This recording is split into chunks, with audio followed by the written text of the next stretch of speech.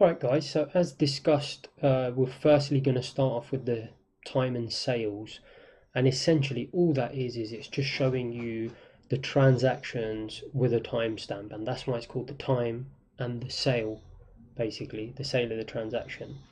Now I'm just going to flick through a few slides back and forward here very quickly, just going to spend literally 30 seconds on this slide, because I just want to reiterate what I said in the previous slide, which is that the aggression is on the time and sales and on pretty much everything else, whereas the supply or the intention is shown only on the depth of market. So whilst we're going to start with the time and sales, we're actually going to focus a lot of time on the depth of market. Time and sales, I've only just put it in before.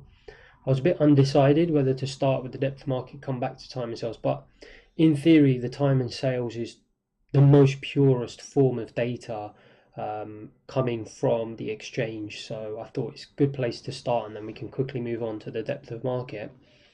But essentially, just to reiterate, the difference between the aggression and the intention is, if you think about the best example is the ones we gave before. So with the, say, hairdressers, you can almost think of the supply, the availability of hairdressers willing to cut your hair. Or it could be a good. It could be later on, as you'll see in the slides, we're going to use the fruit and vegetable market. So it could be the availability or supply of an actual good, box of bananas, for example. So that's the intention, right? That we're not going to actually see that on the time in sales, but what we will see is the other side of that. So if you think about it, that's supply, but the price is going to be set where demand meets that supply. So if there's actual people coming and aggressively buying and selling, you're going to see that on the time and sales. So again, people actually physically making the decision to pay for a haircut, or to pay for a box of bananas, or to pay for a good, or to buy pound dollar, etc., etc.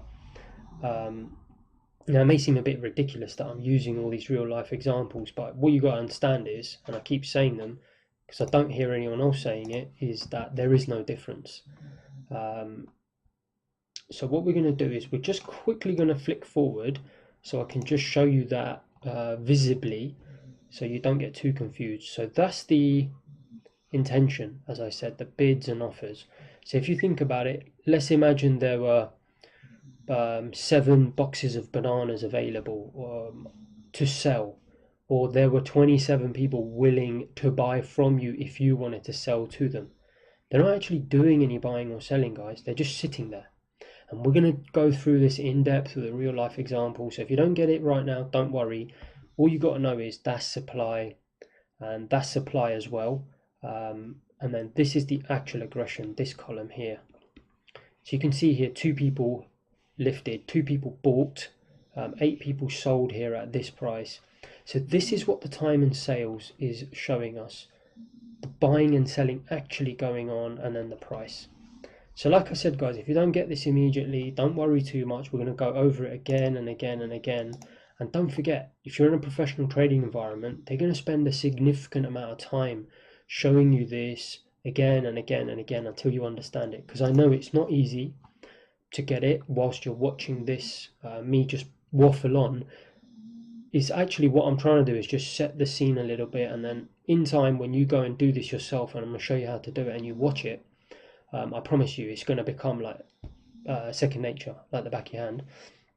So it was important I showed you that depth of market just so you know exactly what these columns are.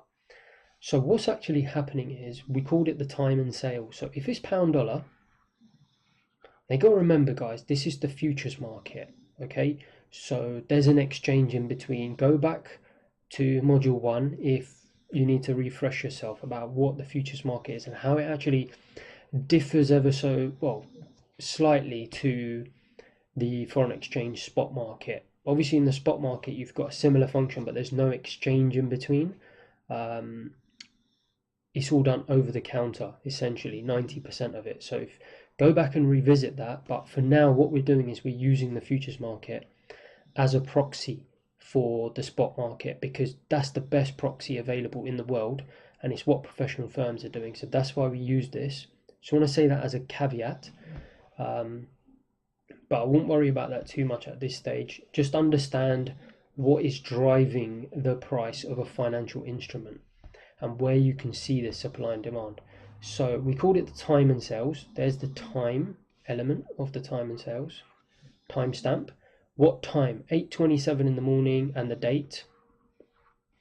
And then the next thing you'll see is the price.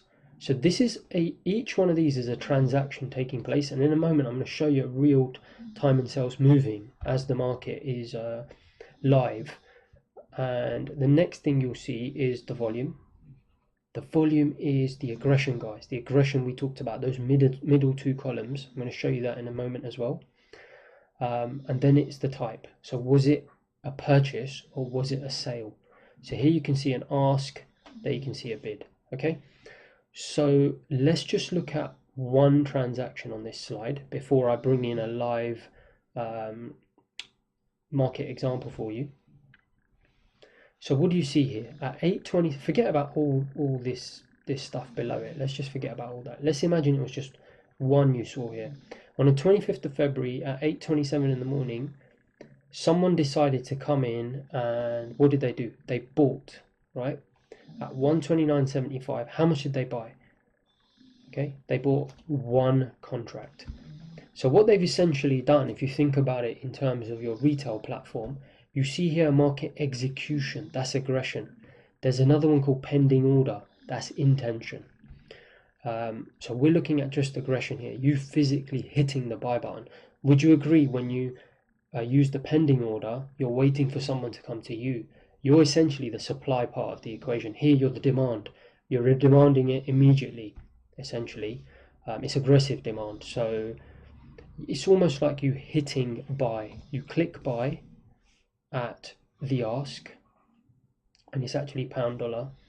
And when you hit buy, it comes up. So people in a professional environment will be able to see that. Now, obviously, they're not going to be necessarily interested in single contracts, but there'll be significant. I mean, here it was a quiet time in the market, so there were just 2, 3, 4 contracts being bought. But sometimes you'll see major aggression, and actually, without getting too complicated at this stage, it's to do with the way the algorithm works at the Chicago Mercantile Exchange, who's responsible for currencies. Now, obviously, there's many different exchanges in the world, but what they're doing is they don't actually show you block orders.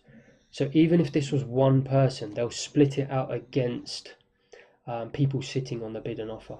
That's all I'm going to say at this stage, because I'm going to end up confusing people because it's so early on. We can come back and revisit that time and time again as the course goes on, but essentially they're not blocking those up. And there are firms and companies out there, and I can also develop that on my platform where I can create an algorithm to bring those orders together.